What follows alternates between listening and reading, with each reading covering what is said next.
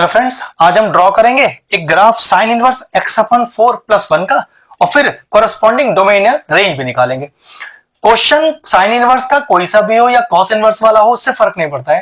पहले आपको sign inverse x का बेसिक ग्राफ, उसका डोमेन और रेंज पता होना चाहिए। उसी के बाद आप इसका ग्राफ बना सकते हो। तो सबसे पहले मुझे साइन इनवर्स x का डोमेन और रेंज चाहिए।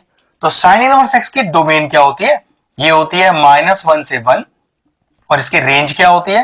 रेंज होती है -π/2 से प्लस का π/2। ठीक है।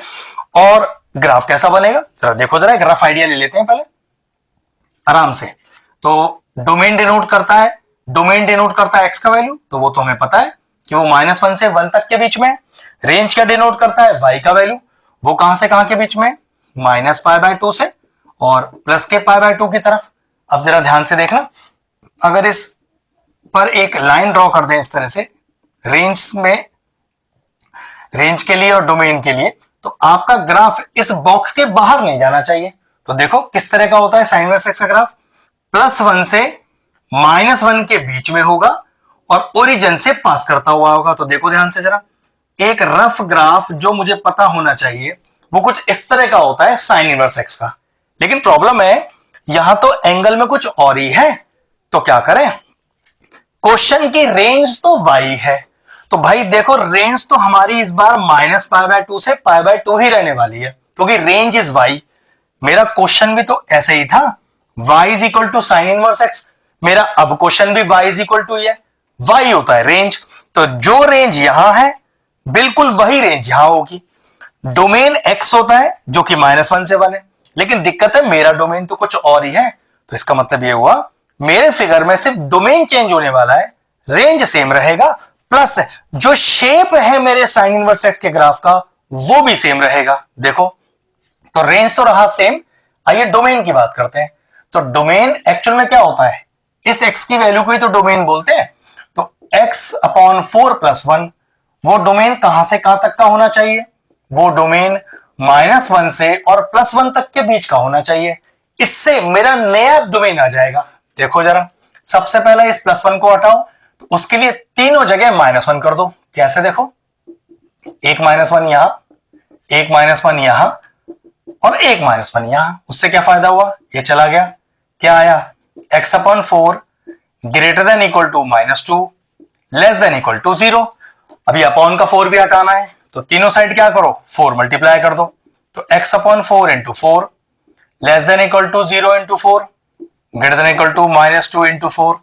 ये 4 से 4 भी गया।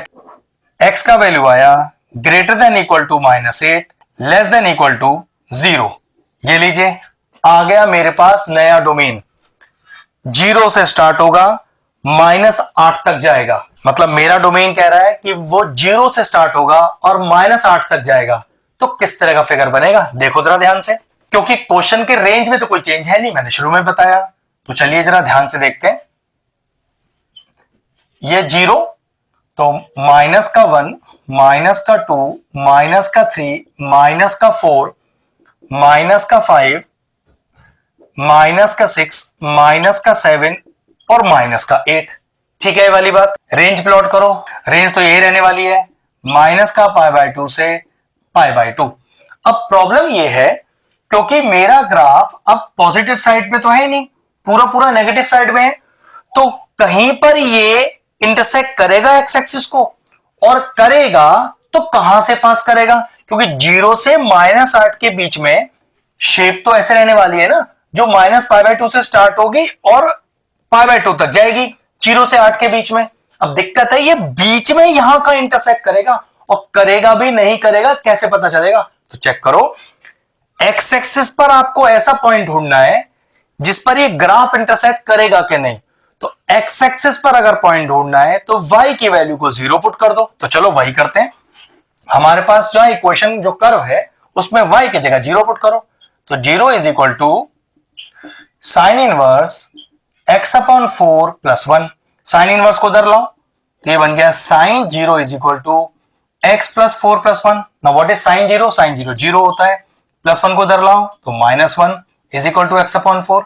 क्रॉस मल्टीप्लाई करो, बिल्कुल ये बात क्लियर हो गया कि मेरा ग्राफ जो मैं बनाने वाला हूं वो x इक्वल टू -4 को टच करता हुआ जाएगा। ध्यान रखिएगा, मतलब इस पॉइंट को टच करता हुआ जाएगा। तो चलिए सबसे पहले अपनी इस लिमिट पर एक डॉटेड लाइन डाल देते हैं, जिससे कि हमारा ग्राफ इस लाइन को पार ना कर जाए, बनाते समय एक परफेक्ट ग्राफ बने।